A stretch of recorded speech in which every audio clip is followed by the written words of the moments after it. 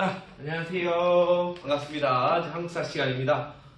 마지막, 이제 고대사의 마지막 시간, 고대 문화 두 번째 시간이 되겠습니다.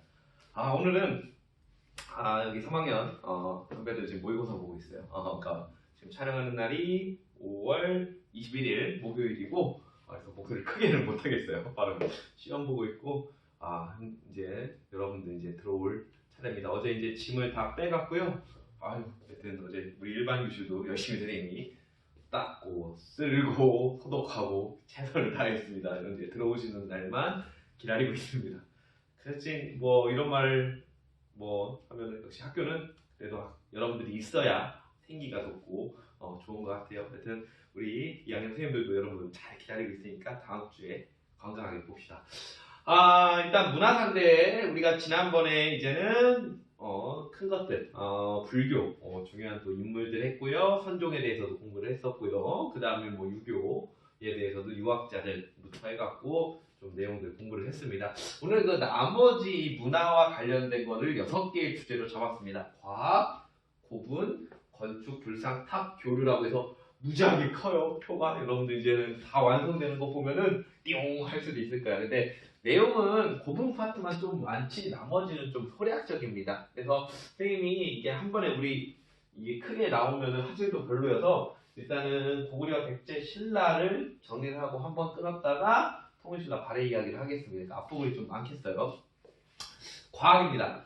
과학은요, 여하튼 뭐 고려사 이제 조선시대 조금씩 나오는데 우선은 과학에 대해서는 조금 더 역사 파트에서는 어떤 거냐면은 이것이 그 당시에 왕조 국가에서는 과학을 어떻게 이용했냐라는 거죠. 기본적으로는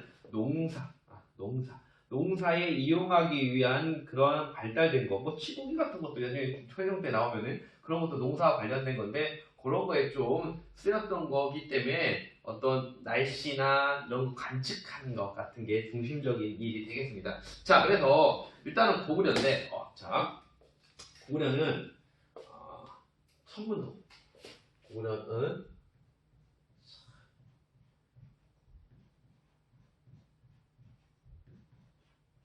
천문도를 제작합니다. 근데 거기에서 이제 이 고구려의 별자리를 기록한 것이 현재 우리가 남아있어요. 어떻게 남아있냐면은 고구려의 별자리에 관측한 거를 조선시대 때 태조 때, 그러니까 초창기죠. 이성계 때. 자, 이 고구려의 천문도를 지도로 만듭니다. 그게 바로 별자리 지도죠. 천상, 열차, 분야, 지도라고 해서 천상열차 분야지도라고 해서 요것이 고구려의 별자리입니다. 요게 조선시대 때, 이성계 때, 조선 태조 때 천상열차 분야지도를 완성합니다. 근데 이게 언제 주목을 받았냐면요. 짜잔 선생님이 준비를 해왔어요. 여러분들 10,000원짜리가 있습니다. 10,000원짜리. 와, 자, 킹 세종이 있고요. 세종이 있고 다음에 여기에 뒤에 고구려 별자리가 있습니다. 고구려 별자리가 있고요. 요것이 보시면은 여기 천상열차 분야지도예요. 그러니까 제가 요 10,000원짜리가 원래는 무지 컸어요. 무지 컸다가 지폐가 여러분들은 뭐 작은 것만 기억할 수 있겠지만 이게 작아졌습니다. 지폐가 몇 년 전에. 그러면서 이 새롭게 천상열차 분야지도가 들어왔습니다. 천상열차 분야지도가 들어왔고요. 그 다음에 그래서 이때부터 강조가 되기 시작합니다. 갑자기 선생님 지금 이벤트예요. 역사 한국사 이벤트. 요 10,000원짜리를 여러분들 수업 가장 먼저 아니다. 하면 또 그렇게 딱 잠깐만 서로 이벤트로 보내려고 하는 것 같은데. 하여튼 다음에 할게요. 다음에 또 여기 뒤가 청량자 분야지도 이게 고구려 지도가 여러분들 10,000원짜리 뒤에 있습니다. 또 요게 제가 또 내가 나의 고향 서산 그 서산에 거기에 그 유방택이라는 분이 계세요. 그분이 또 천상열차 분야지도를 만드는데 주도적인 역할을 했었고 그게 서산가는 저기 천문학 기념관이 있습니다. 부석가는 길에 인지 거야 아마 인지. 자, 일단 천상열차 분야지도 얘기를 했고요. 다음 백제 가기요. 백제.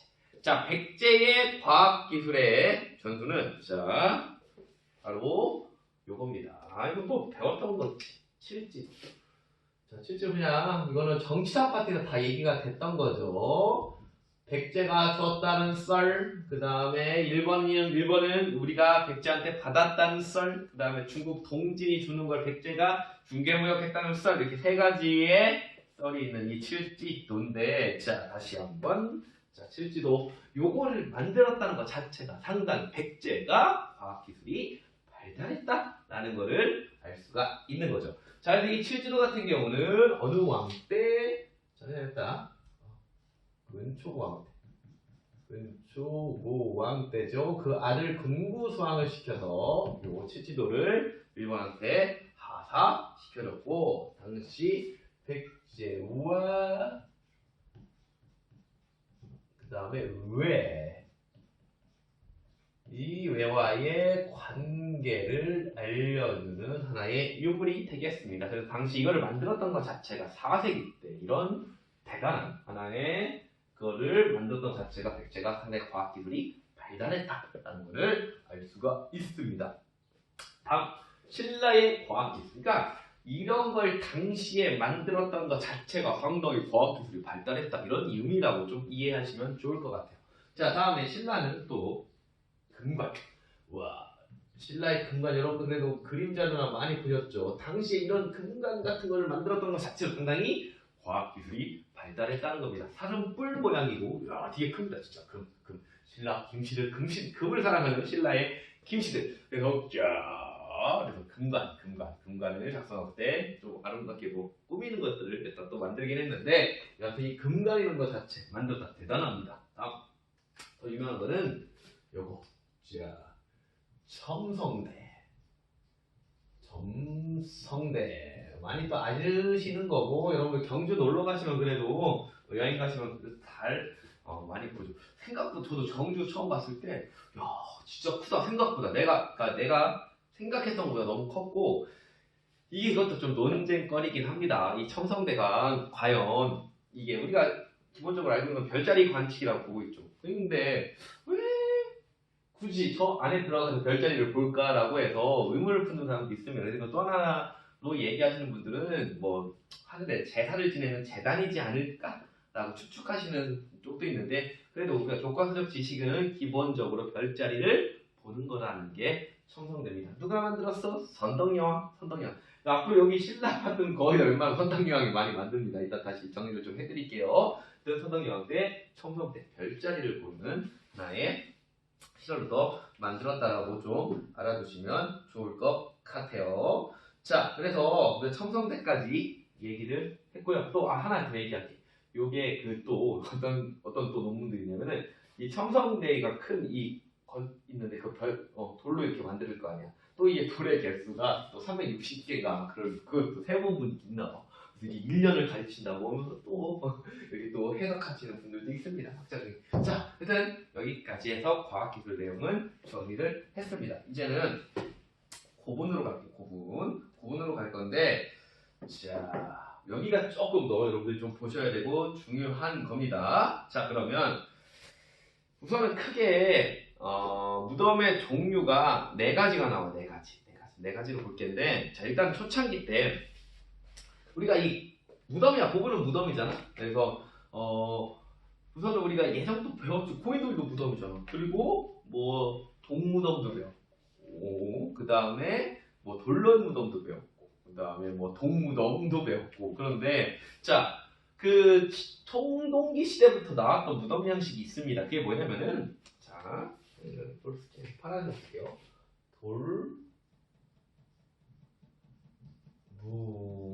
돌무지 무덤이라는 게 있어요. 돌무지 무덤. 심플해요. 그냥 돌을 무지 쌓으면은 돌무지 무덤이야. 그러니까 그냥 죽었어? 그러면 돌을 무지 쌓아. 그럼 돌무지 무덤이야. 이게 여러분들 원래는 저쪽 저쪽 이제 몽골이나 그쪽 흉노동 이런 데도 이런 돌무지 무덤 양식 상당히 많습니다. 돌이 많겠죠. 무덤. 그러다가 자, 요것이 이제는 돌무지 무덤을 했다. 이 무덤이 돌 쌓다 이제 사람들이 세련되지 뭐냐, 피라미드 같은 게 나오기 시작하는 겁니다. 그러니까 우리도 그러니까 어느 정도 이렇게 반듯하게 돌을 무지 쌓긴 쌓는데 어느 정도 규격화되어 있고 형식을 갖추는 무덤들이 생기게 되는 겁니다. 돌무지 무덤 안에서. 그러니까 뭔지 알겠지? 약간 발전하기 시작하는 겁니다. 그러니까 사람들이 그래도 왕이 죽었는데 그냥 돌무지 싸움은 좀 그렇잖아. 그래서 어느 정도 이렇게 그러니까 도형 기아를 이용하는 건가 하여튼 만들기 시작합니다. 그래서 가장 고구려의 돌무지 무덤 중에 대표적인 게 뭐야? 장군총. 자, 선생님 왜 총이에요? 어떤 걸 릉으로 배웠는데요. 뭔 차이일까?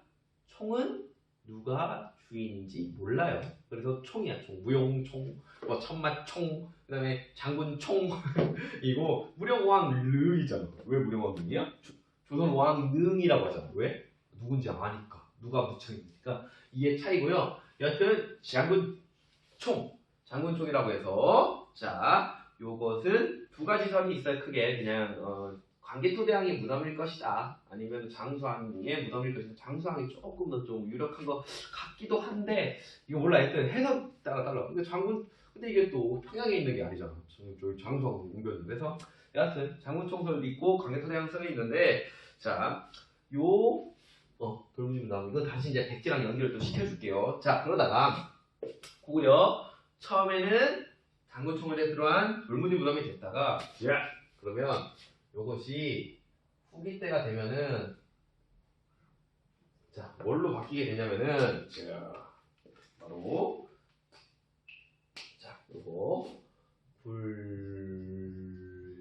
불식 돌방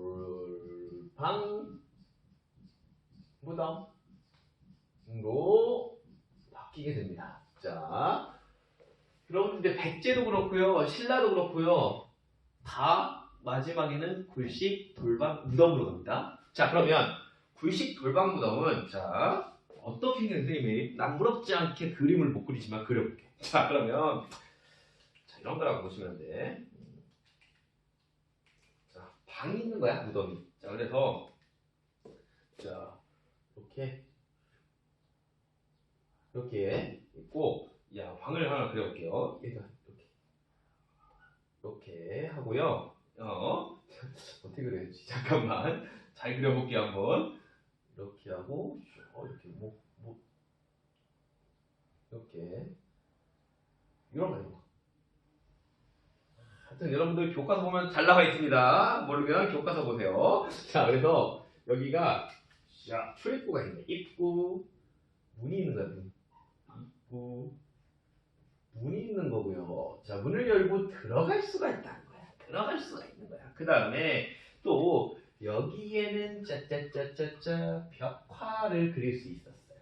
벽화. 그 다음에 모두가 아니지만 특히 고구려 같은 경우는 네모가 줄어드는 천장 구조가 있어요. 그걸 뭐라고 해요? 모주림 천장 구조가 있게 되는 굴식 돌방 무덤이 있습니다. 그 다음에 이게 굴식 돌방이니까 왕도 있고 왕비도 있으니까 서로 누가 먼저 죽을지 모르잖아. 그래서 먼저 만들고 이음길이라고 해서 또 이렇게 이어가는 거를 만들어서 이렇게 지나갈 수 있기도 합니다. 그래서 이게 굴식 돌방 무덤이라고 여러분들이 알아두시면 될 텐데, 자, 그러면 이거는 정리를 더 해볼게요. 자, 그래서 일단 이거는 벽화가 있다는 거예요. 벽화. 자, 이거는 이따가 신라 할 때 다시 어떻게 비교하는지 좀 얘기해줄게. 벽화가 있는 거고, 다음에 도굴이, 그건 무조건 다 동그라미야. 도굴 될까 안 될까? 될지. 그 다음에 벽화가 있고 도굴 되고, 그 다음에 입구 있고, 문이 있다. 입구가 있다. 입구가 있으니까 도굴이 되는 거지. 자, 쉽게 말해서 이 굴식돌방문은 우리가 교실 같다고 생각하시면 되겠죠. 문이 있어요.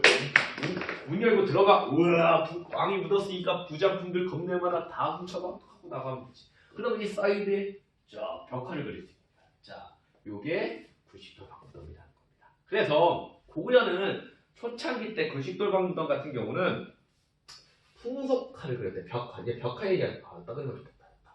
초기에는 이 벽화에 해당되는 거야. 그림에 풍속화를 많이 그렸습니다. 풍속화. 무슨 얘기냐? 여러분들 그 씨름도 있죠. 씨름하는 모습, 무용하는 모습, 그 다음에 사냥하는 모습, 이런 것들이 다 초기에 벽화의 그림으로 들어갔다가 이게 이제는 후기 때 되면서 일단은 이제 하나의 뭐랄까 사신도 도교의 색채 도교가 들어오면서부터 고구려의 이제 도적 그러니까 왼쪽에는 청룡 오른쪽에는 백호 그 다음에 남쪽에는 뭐 주작 북쪽에는 현무 이렇게 하는 사신도로서의 사신도가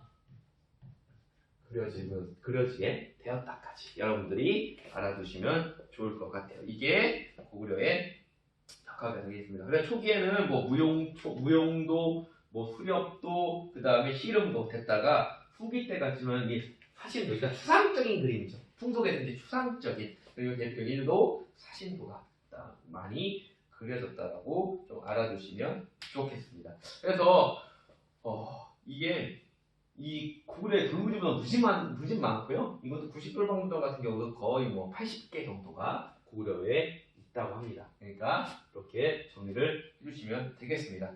됐죠? 자 그러면 이제 백제로 넘어갈게요. 백제. 자 백제도 고구려와 백제의 계통은 부여에서 출발하는 거죠. 이것도 아마 제가 정치자 시간에 했습니다. 자 그래서 요 초창기 요 돌무지 무덤의 영향을 받아서 자 돌무지 무덤이 백제에도 나옵니다. 이것도 여러분 정치학파 때 제가 했던 것 같은데요. 고구려와 백제가 부여 계통이라는 증거, 같은 계통이라는 증거, 부여 시를 썼다 백제도 그 다음에 자 돌무지 무덤. 이 고고학적은 이 같이 초창기 때 무덤 양식이 돌무지 무덤이고요. 바로 백제 돌무지 무덤, 바로 장군총과 아주 유사해요. 바로 석촌호선 롯데월드 부근에 있었던 석촌동 고문을 통해서 우리가 그러한 이해를 알 수가 있습니다. 그래서 같은 계통. 자, 이게 둘 사이의 계통이 같음을 보여주는 예가 됩니다. 어디서부터? 부여 무덤부터 등되는 사례가 되는 것도 아주 중요하게 보셔야죠. 자, 이랬던 백제의 돌무지 무덤이 이제는 내려와서 이제는 백제가 처음에는 저쪽 한강유역에 있다가 계로왕이 죽고 이제는 웅진시대로 내려오게 됩니다. 그래서 웅진시대 내려와 그 다음에 사비시대까지 해갖고 기본적으로는 여기도 굴식돌방 무덤이 생겨.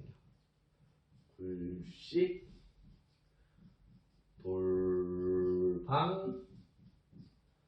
무덤.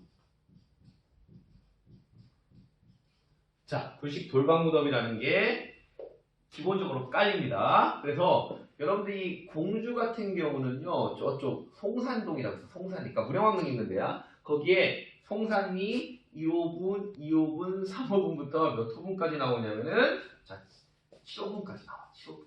그러니까 그 다음에 특히 이 7호분이 그 유명한 무령왕릉 그 잠깐 얘기를 다 이따 얘기하고.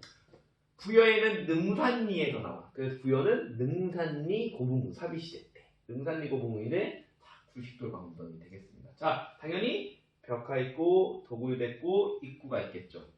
입구가 있는데 근데 여기서 백제는 더 중요한 게 이거 플러스 알파가 1971년에 발굴이 됩니다. 발견이 되는 거죠. 모르고 있었던 거야. 송산리 7호분이 그게 그 유명한 무령왕릉인데 이 무령왕릉은 굴식돌방하고 조금 차이가 있는 무덤 양식. 그러니까 기본적으로 이 무덤도 방이 있고 있는데 그 옆에 벽돌을 깔았어요. 그게 바로 벽돌무덤.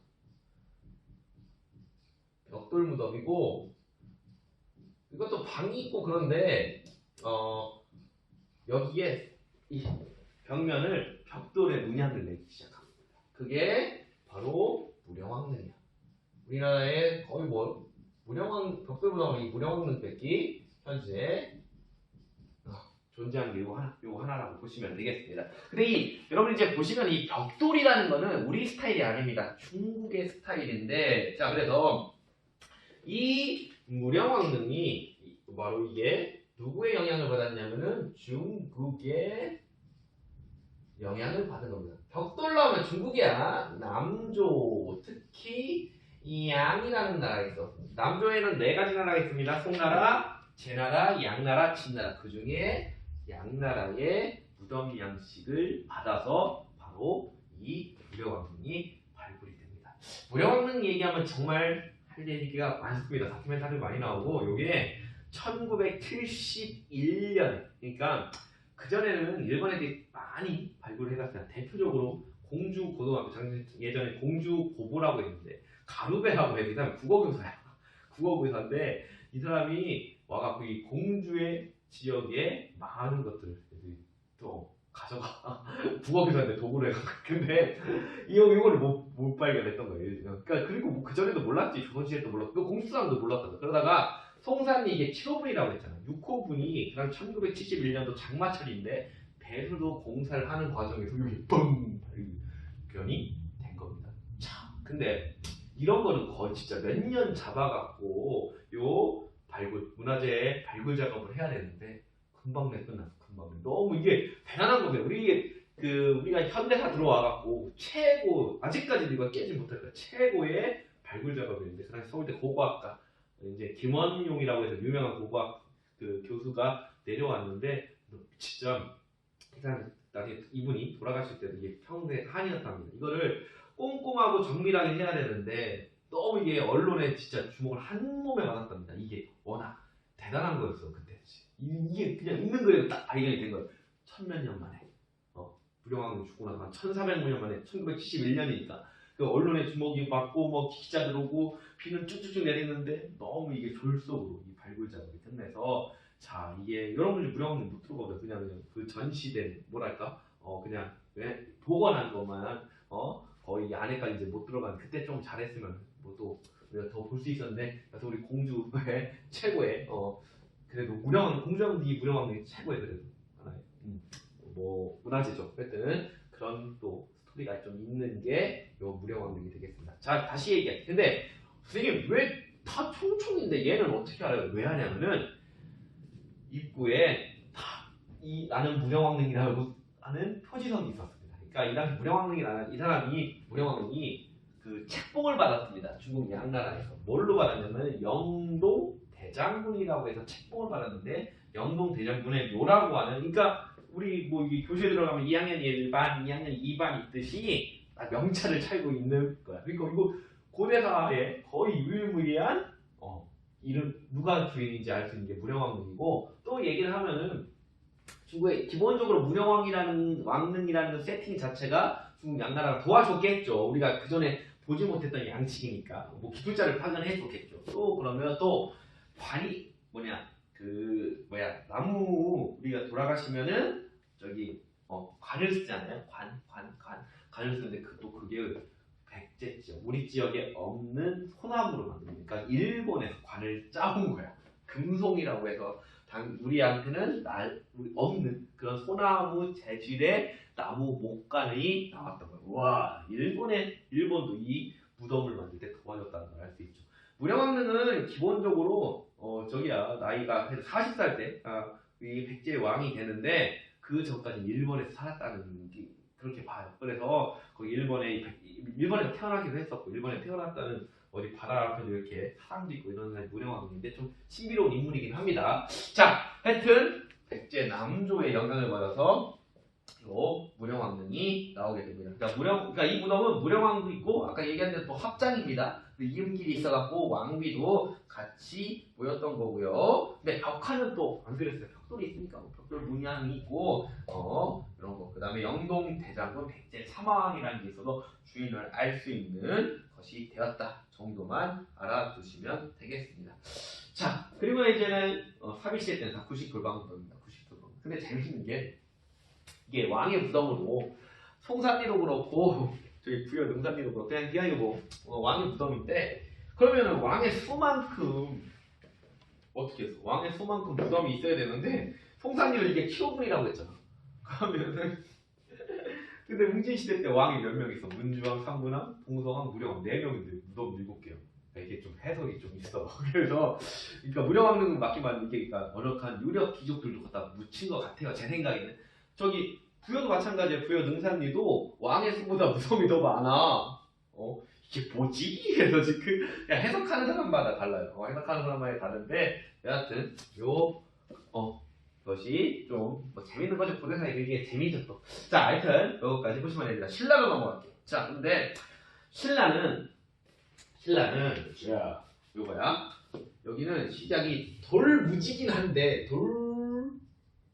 무지긴 한데 무지 카카오 프렌드 무지 돌무지가 있는데 이거 하나 더 있어. 덧널이 있어. 돌무지 덧널 무덤. 자, 돌무지 덧널 무덤이라는 게 신라는. 자, 이거는 뭐냐면은 돌아가셨어요. 오다이 사막. 자, 이게 사람 시체. 자, 돌아가셨으면은 여기에다가 나무 덧널이야. 그러니까 관이라고 생각하시면 됩니다. 그리고 여기다가 돌을 쌓아. 무지 쌓아. 돌을 쌓는 것이죠. 그 겁내 크게 봉분을 나는 거야. 이건 잘못 그렸는데 얘 돌을 쌓고 겁내 크게. 여러분 신라의 겁내 큰 무덤도 있죠. 겁내 사투리인가? 무지하게 큰 무덤이 돌무지 덧널 무덤이 되겠습니다. 자, 그러면 봐봐. 이 돌무지 덧널 무덤인데 당연히 자, 요거는 뭐랑 비교해서 잘 나오냐면은 보시죠. 자, 요거 벽화 있겠어 없겠어? 어떻게 벽화를 그리겠어? 벽화 없어요. 벽화가 없다. 이거는 여러분들 저 옛날에 수능 공부했을 때 이 문제 자주 나왔었거든. 돌무지 덧널 무덤. 그러면 이런 고분 문제가 나면 또 XXX 동그라미 했어. 그 다음에 도굴 하기 쉽겠어 어렵겠어? 어렵지. 이건 도굴이 아니지. 이거 여러분들 예전에 제가 VJ 특공대 지금 하나 모르겠네. KBS ETV에서 금요일날 열심히 했던 건데 이거 저기 벌초하는 거 나왔어요. 이거 벌초하는데 무지하게 사람 몇십 명이 투입됐는데 크니까 그 벌초하는데도 몇십 명인데 도굴은 몰래 하는 거예요. 다들 기겠죠. 도굴 안 돼요. 그 입구도 없겠죠. 입구가 없으면 입구 없다. XX 동그라미 이게 돌무지 덧널 무덤입니다. 그러니까 초창기 때 이게 지금 보면 뇌물왕 때 뇌물마리간 이전 때 무덤으로 추측을 합니다. 돌무지 덧널 무덤은 뇌물마리간이 등장하고 나서 이제는 불교가 또 점차 수용되면서 이 돌무지 무덤은 자취를 조금씩 감췄다고 합니다. 그래서 자, 이렇게 이 돌무지 덧널 무덤에서 자 다시 여기 역시도 굴식 돌방 무덤. 자, 그렇게 해서 이 굴식 돌방 무덤으로 바뀌게 됩니다. 바뀌게 되고, 자, 그 뇌물마리간 기준으로. 근데 선생님, 제가 알기에는요 벽화 있는데요. 돌무지 덧널 무덤인데요. 뭐요? 천마도라고 있잖아요. 자, 이거. 하지만 요 천마도. 목색으로 한번 써드릴게요. 요 천마도라는 것, 이거는 벽화가 맞을까요? 틀릴까요? 아닙니다. 이 천마도가 나왔다고 해서 천마총입니다. 천마총인데 이거는 벽화가 아니고요. 천마가 말안자니까 유물이었죠. 부속된 유물이었는데 벽화가 아닙니다. 돌무지 덧널 무덤에 나왔을 때 벽화를 그릴 수가 없다 정도 보시면 되겠습니다. 자, 통일신라 잠깐 이 굴식돌방으로 연결해서 하나 또 얘기를 좀 해드릴게요. 자, 중요한 거 아무래도 그래도 오늘 하는 것 중에는 요 부분을 이해하시는 게 가장 큰 포인트가 될 거예요. 자, 그럼 건축으로 갈게요. 이제 가볍게 봅시다. 건축인데 자, 고구려의 건축에서는 안, 학, 우 이라고 해서 자, 이게 평양에 있는 큰 궁궐터가 있습니다. 그래서 평양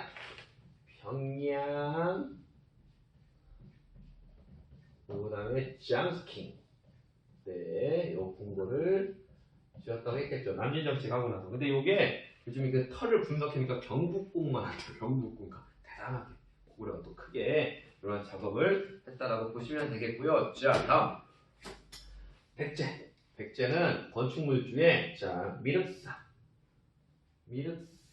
이거는 이따 탑할 때 또 나올 거예요.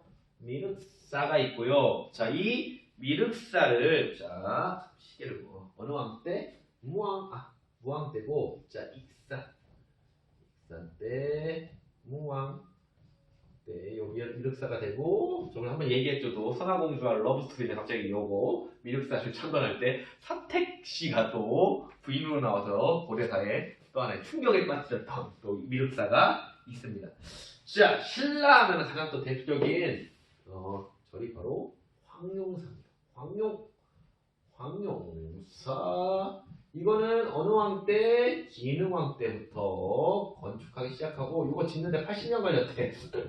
어마어마한 거죠. 얼마나 80년 걸렸다. 하지만 다 이제 터만 남아있죠. 몽골의 침입으로 불타게 됩니다. 자, 통일신라 안에는 이따가 할 게고요. 불상 볼게요. 불상. 자, 고구려의 불상 중에 가장 유명한 거는 자, 요거 뭐 파란색으로 연가 7년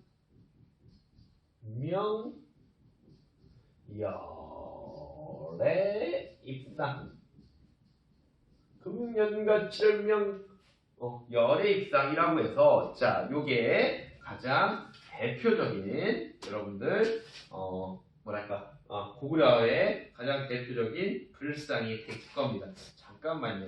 요거를 교과서처럼 한번 찾아보고 이렇게 해야 되나?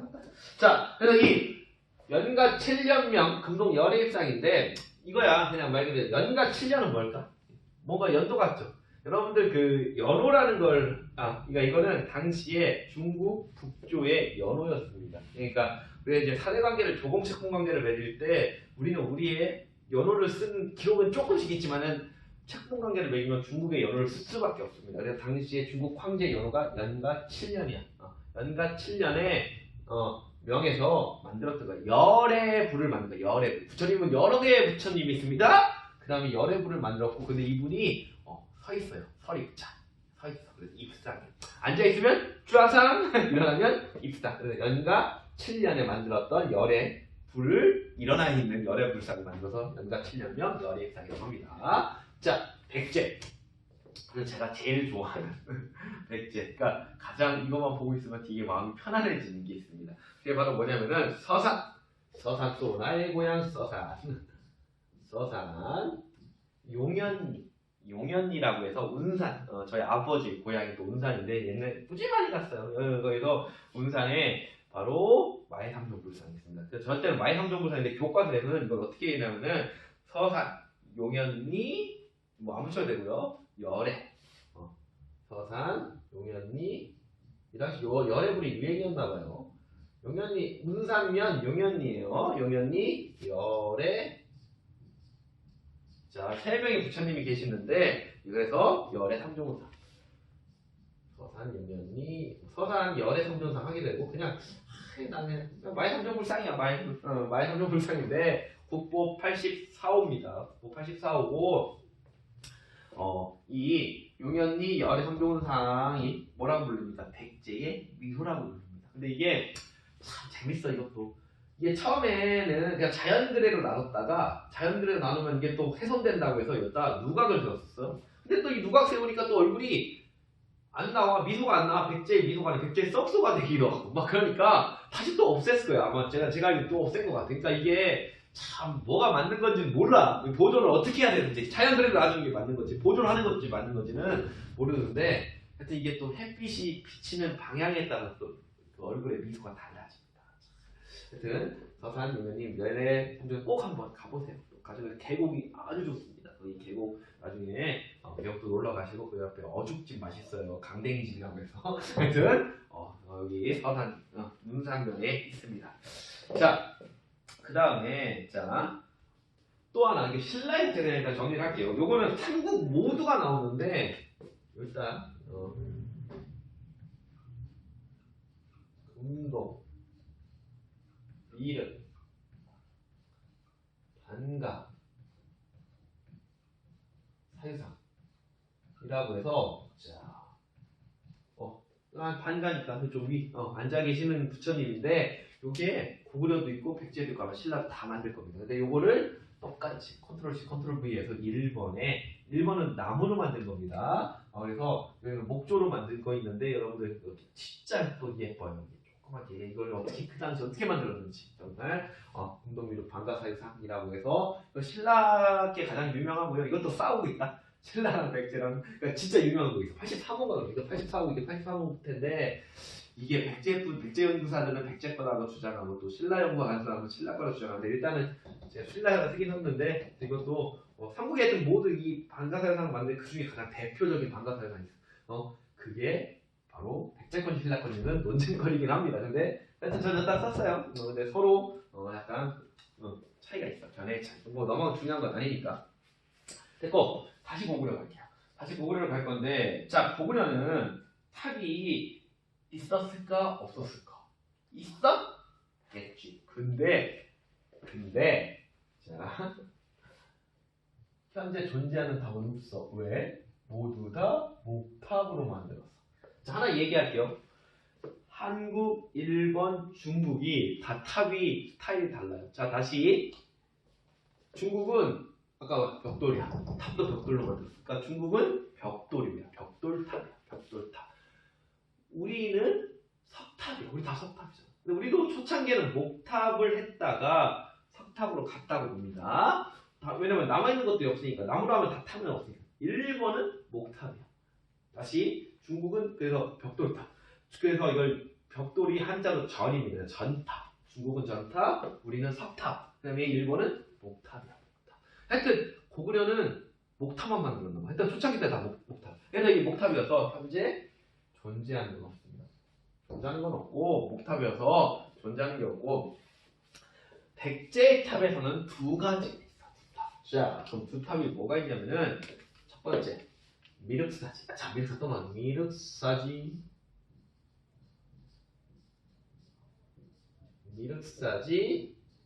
석탑. 자, 미륵사지 석탑이 있는데 자, 이거는 목탑 양식. 목탑 양식의 그러니까 이걸 통해서 목탑이 전에 있었거나 추측을 합니다. 이게 기본적인 석탑 양식의 모양이 아닙니다. 여러분 뭐 미륵사지 지금 거의 복원했습니다. 복원해서 저도 복원된 거 얼마 전에 보고 왔습니다. 복원하는데 이것도 무지 오래 걸렸지. 근데 이게 또 일제시에 또 땜질해갖고 콘크리트로 발라갖고 잘못 복원해갖고 그런데 여하튼 이 남아있던 건 서탑입니다. 서쪽 탑인데 요 미륵사지 석탑이 나오는 거고요. 그 다음에 부여에서 또 하나 정리까지. 정리는 다지 5층 석탑. 5층 석탑이 있습니다. 자, 이게 부여에 있는 중학교 바로 옆에 보면 다 볼 수 있는 건데 이거는 자 이것도 목탑 미륵사 그러니까 이것도 약간 목탑에서 이제 석탑으로 넘어가는 가도기적인 상태인데 석탑이니까 목탑에 이제 어느 정도 들어가 있고 국보 구호가 아마 그럴 겁니다. 부여에 이 두 가지 탑이 백제는 남아 있다라고 알아두시면 되겠습니다.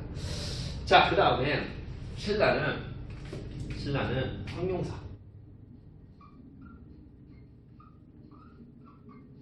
황룡사 9층 목탑이라고 해서 왜 9층이라고 해서 신라가 9개 나라를 정복하자는 의미로 9층 목탑을 만듭니다. 가장 대표적인 호국불교의 사례라고 했던 게 황룡사 9층 목탑이 되겠고요. 자, 그 다음에 자 이것도 있어. 이거는 이거는 현재 분황사탑. 자, 분황사탑이 있는데 이 분황사탑은 왜 중요하냐면은 이거를 뭐라고 하냐면 모전탑이라고 해요. 모전탑인데 자, 아까 제가요 전탑이 뭐라고 했어? 벽돌이라고 했지. 근데 앞에 뭐가 붙어? 우리가 모방한 거야. 그러니까 너무 우리가 중국 거를 좀 모방하고 싶었나 봐. 그런데 벽돌이 없어. 그래서 석탑 갖다 모방해갖고 모전석탑, 모전탑이라 부르게 됩니다. 다시 정리할게. 분황사탑은 벽돌탑은 아닙니다. 근데 석탑을 통해서 이거를 중국 스타일로 모방했다고 해서 모전탑 석탑이라고 합니다. 모전탑. 그래서 요 분황사상 두고 중국식 벽돌탑을 모방합니다. 둘 다 어느 왕? 선덕여왕 때.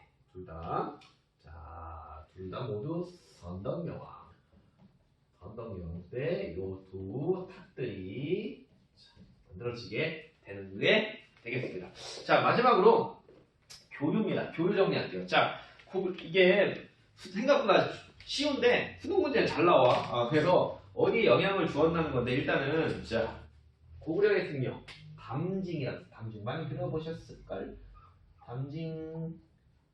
담징이 자 일본에 또 호주사 금당벽화를 만드는데 이 담징이 큰 도움을 주고요. 자 다음에 그래서 호주사 금당벽화 뭐 종이와 뭐 제조법 같은 거를 담징이 보내주게 되고요. 그 다음에 자 해자 그 유명한 또 전원일기에서 김혜자 선생님 생각나네요.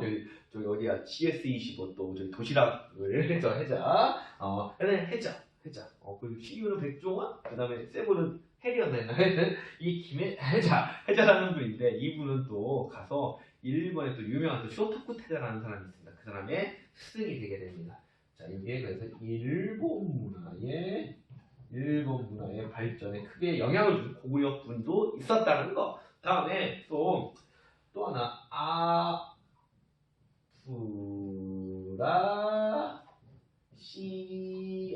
아프라시아부 궁전벽화에 자 아프라시아부 궁전벽화 이름이 뭔가 와 아프라시아부 와 이게 뭐야 아프라시아부 아브라카타브라도 아니고 자 하여튼 그 아프라시아부 궁전벽화라는 건데 이게 사마르칸트라는 왕국이 있었습니다. 이게 오늘날 우즈베키스탄의 그 중앙아시아의 벽화에 띠용 우리 한반도 사람이 간 거예요. 그러니까 이게 또 예전에 신라 사람 고구려 사람 이렇게 나눠졌는데 결정타로 이게 고구려가 이제는 고구려 걸로 봐. 왜냐면은 고구려 귀족 중에 머리에 쓴 관이 하나 있습니다. 그 관의 이름이 뭐냐면은 조우찬이 아니고요. 조우관이라고 있어요. 조우관. 그걸 머리에 두 명이 딱 쓰고 갑니다. 와, 뭐 결정타지 뭐. 고구려야?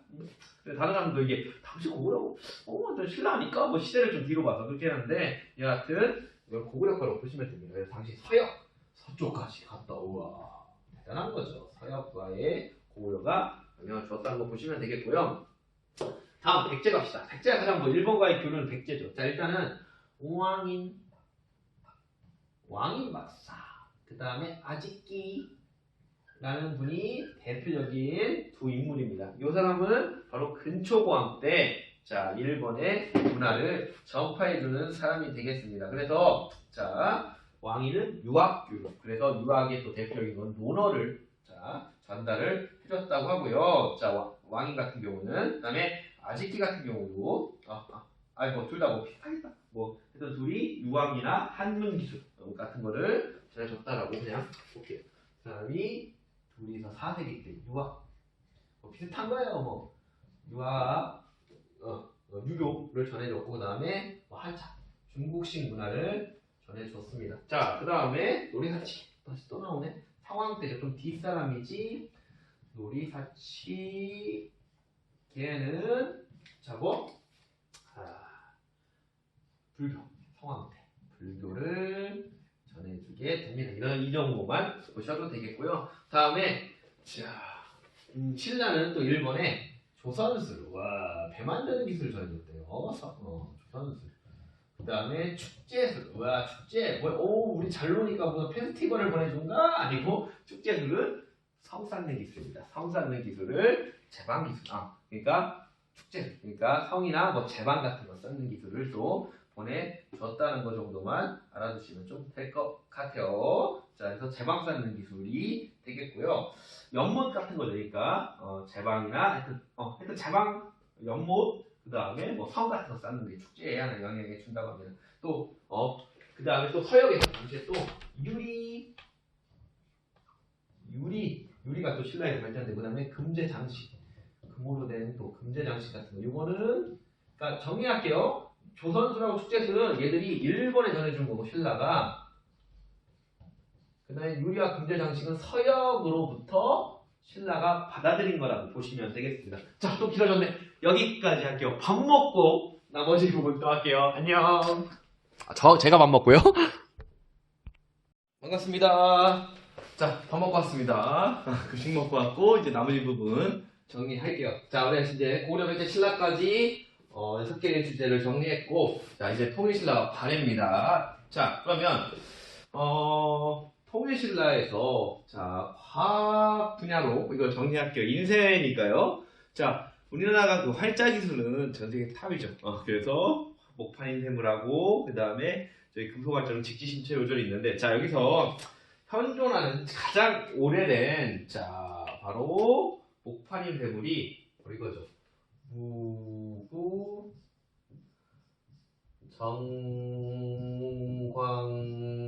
정광태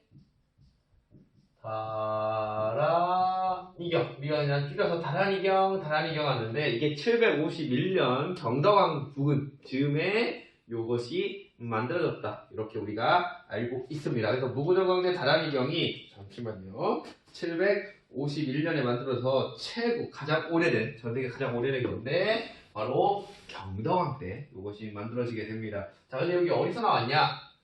바로, 자, 불국사 앞에 탑이 2개가 있는데, 석가탑 앞에 요게 나오게 됩니다. 석가탑 다른 말로 불국사 3층 석탑이라고 합니다. 요 석가탑에 요 다란이경이 들어가 있었고요. 하여튼 경덕왕 때 이것이 만들어지게 됩니다. 가장 오래된, 자, 목판이 됩니다.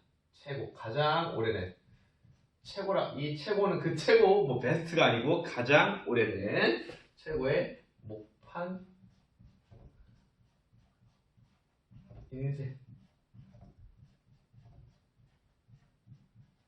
오래된 목판 인쇄물이다 정도만 알아두시면 되겠습니다. 자, 그 다음에, 자, 요 이제 무덤 이제 마지막 정리할게요. 자, 통일신라 때가 되면은, 자, 요 굴식 돌방 무덤이, 자, 계속 이어져 옵니다. 그래서 가장 대표적인 굴식 돌방 무덤이 바로 요거 김유신묘. 와, 우리 김유신묘가 왕은 아니지만 나중에 왕으로 추존됩니다. 거의 흥무대왕이라고 하는 왕으로 추존되고, 이 묘도 거의 왕급의 대우를 해주게 됩니다. 김유신묘. 그래서 이 김유신묘에 그 호석이라고 해서 그 무덤의 주위에 자축인묘 진사오미 신유술에 해갖고 12지 지부터 해갖고 대지까지 요것이 호석이라는 것이 깔려져 있습니다. 그래서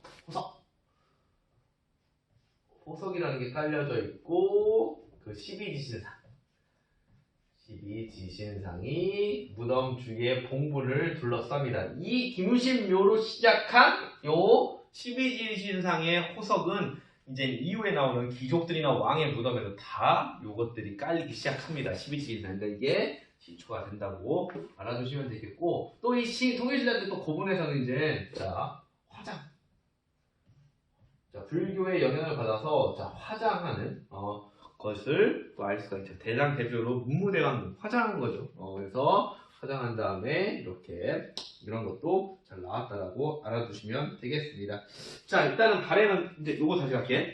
발해 뭐 과학 기술은 없고, 그 문왕에 딸이 있었어요. 문왕의 딸이 있었는데, 하나가 정해 공주묘, 또 하나가 정효 공주묘인데, 근데 이 두 딸이 무덤 양식이 같지가 않았어요. 그래서, 자, 그 정해 공주묘가 있고, 문왕의 딸인데 정해 공주묘가 있고, 그 다음에 정효 공주묘가 있는데, 자, 요 두 묘가 있는데, 이 정해 공주묘는, 자, 굴식돌방 무덤이었어.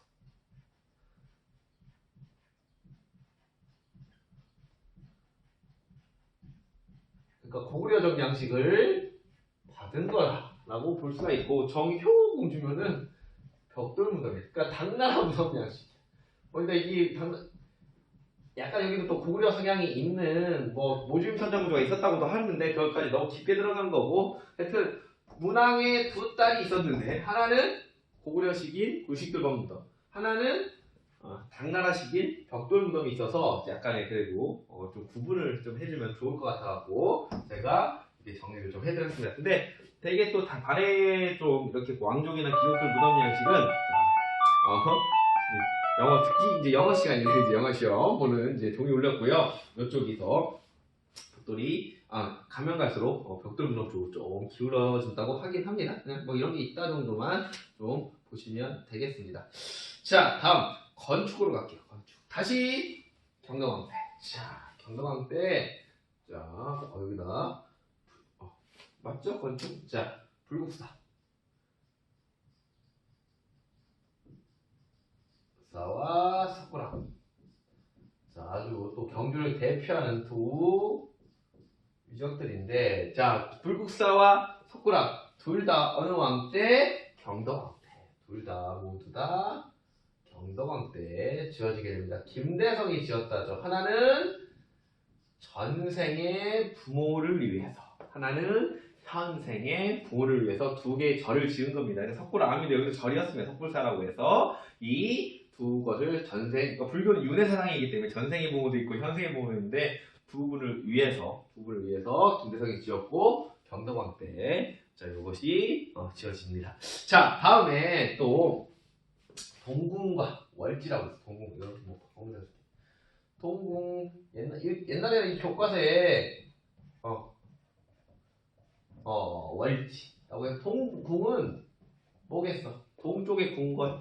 그 다음에 월지는 연못인데 옛날 이거 안압지라고도 많이 불렀는데 요즘 안압지라고 안 합니다. 그러니까 안압지는 뭐 너무 이 신라의 그 망국을 좀 표현하는 그런 표현이다. 그래서 고려나 조선시대 때 아무도 안 온다는 거야. 이 연못을 안압지는 안 오고 뭐 기러기나 그 다음에 무슨 새들이 와서 그냥 논다. 아무도 인간이 들지 않는다. 너무 그런 표현에서 월지라고 합니다. 하여튼 이런 궁궐과 연못 기술을 보면서 신라의 통신라의 또 건축의 양식을 조금 더 알 수 있는 하나의 사례가 된다라고 보시면 되겠습니다. 자, 다음에 불상인 다음 또 이쪽 발해 건축에서는 이것도 우리가 정치학 파트에서 잘 얘기했던 겁니다. 자, 발해의 수도였던 상경성에 큰 도로가 있다. 주자대로 어디 영향을 받았다? 당예의 영향을 받았다. 바로 상경에 있었다. 상경 용천부에 문왕이 수도를 천도한 상경에 바로 이것이 있었다는 것 좀 다시 한번 당의 영향을 받았고 상경에 있었다는 거 보시면 되겠습니다. 자, 다음 불상에서는 자, 또 여기 석굴암. 이 석굴암의 또 본존불상 아주 여러분들 많이 보셨을 거야. 아주 대단하신 또 부처님이 본존불이 아주 유명한 게 불상이고요. 또 그것도 건축 과학에서도 연계되는 거죠. 이런 거를 당시에 8세기에 지었다는 것 자체가 대단한 거겠죠. 자, 다음에 또 발해에서는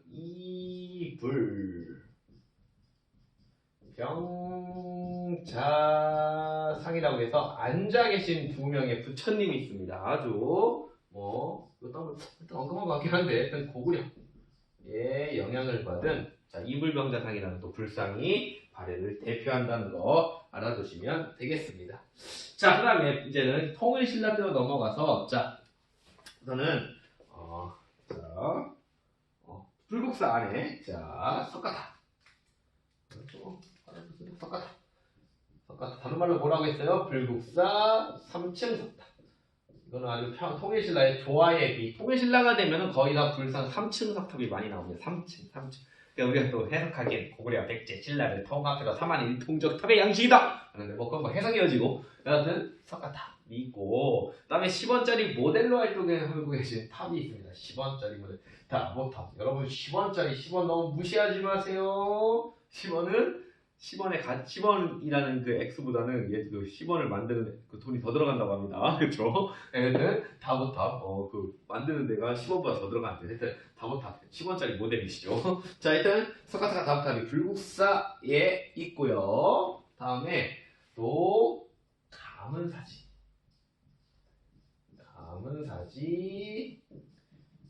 큰 가문사라는 절이 있었는데 이제는 이 탑만 있어요. 두 탑만. 동탑하고 석탑이 두 개 있는 걸로 답사롭게 봤는데 가문산 3층 석탑이라고 해서 이거 3층 석탑이 근데 이게 뭘 바라보고 있냐면은 저기 문무왕릉을 바라보고 있습니다. 하여튼 가문산의 3층 석탑 또 시대를 보면 이게 더 빠르네. 가문사지가 신문왕 때 만들어졌습니다. 이거는 뒤에 경덕왕 때입니다. 다음에 탑에서 이제 신라 하늘로 넘어가면은 자 승탑 기억나죠? 뭐의 유행?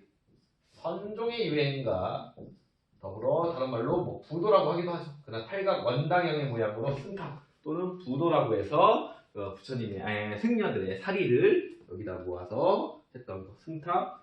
그 다음에 부도라고 하기도 하고 그다음에 이거를 선종이라는 종교와 연계된다라는 것까지 보시면 되겠습니다. 자 발해에서는 또 무슨 탑이 유명하면 영광탑. 자 이거는 탑 무슨 탑이냐면은 전탑입니다. 이제는 중국의 영향을 받아서 전탑으로 통해서 영광탑 좀 보면은 전탑은 느낌 와요. 내가 좀 익숙하지 않은 탑인데 우리 석탑을 많이 볼 수밖에 없었으니까 이렇게 하시면은 연결이 되겠습니다. 자 교육 파트는 여기 남국 시대에는 그닥 볼 게 없습니다. 드디어 고대 문화 두 번째 시간이 끝났습니다. 자 고생 많이 하셨고요. 고대사 15강까지 마치겠습니다. 시험 보면 이제 고려사도 좀 나옵니다. 그럼 여러분들 오셔갖고 제가 또 한번 말씀을 드릴게요. 자 공부 열심히 하시고 안녕.